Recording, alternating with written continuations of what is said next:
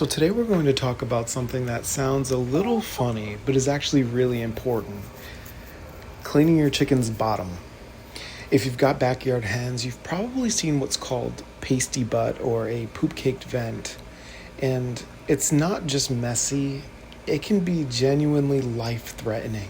A chicken's vent, and that's the opening they use to lay eggs and pass waste, can become completely blocked if dried poop builds up around it. And when that happens, waste has nowhere to go, and the situation can turn fatal very quickly. It can also attract flies, which can lead to fly strike, a whole other nightmare we really want to avoid. So, keeping that area clean is a real act of care for your girls. So, the first thing that I did was prepare a warm Epsom salt bath. Epsom salt is magnesium sulfate and it's really gentle. It helps soften that dried, caked on poop without you having to pull or scrub hard.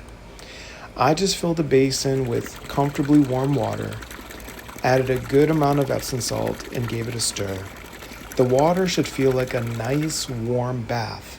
Not too hot, because chickens can overheat and they can't tell you when something's uncomfortable.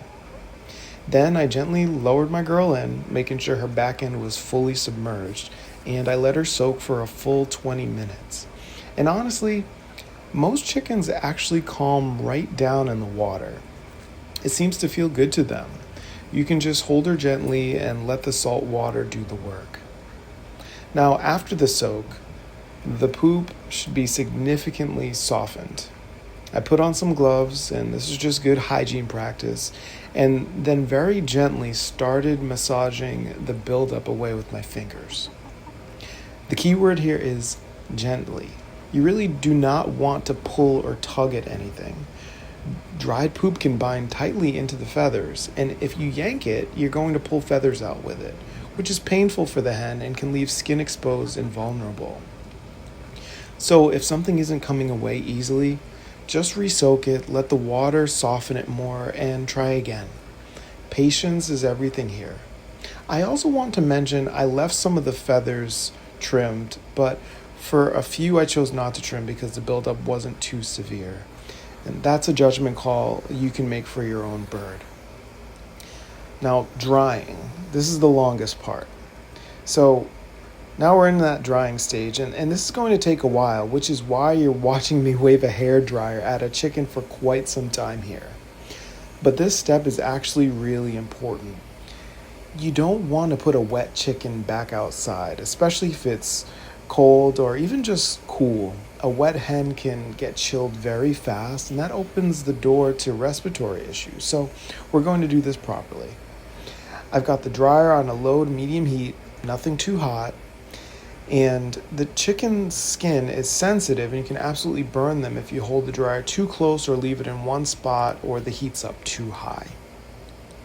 So you just always want to keep that dryer moving. Now, while we're drying, this is also a great time to just check her over. Have a look at the skin around the vent. It should look normal, maybe a little pink from the warm water, but no redness, no broken skin, no swelling. Check the feathers around the area for any signs of mites or lice, which often show up as tiny specks or feather damage. A spa day is a great opportunity for a full health check. Now, you'll also notice that Penny is really relaxed right now. Chickens often go into a bit of a trance when you handle them calmly and consistently, and that calm handling matters.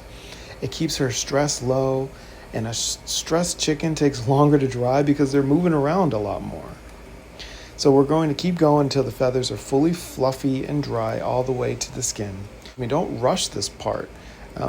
Damp feathers at the base can still cause her to get cold. And that's really all there is to it. It sounds daunting the first time, but once you've done it, it becomes a pretty calm, routine thing. The most important things to remember: warm Epsom salt soak to soften everything up, gentle hands, never pull, and dry completely before putting her back with the flock. And keep an eye on any hens who tend to get buildup regularly because it can be a sign of digestive issues, diet, or even low-level illness worth looking into. As always, your vet is the best resource if you're ever worried. These girls give us so much. A little spa day now and then is the least we can do.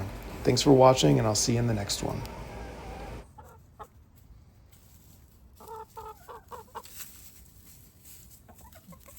Lucy?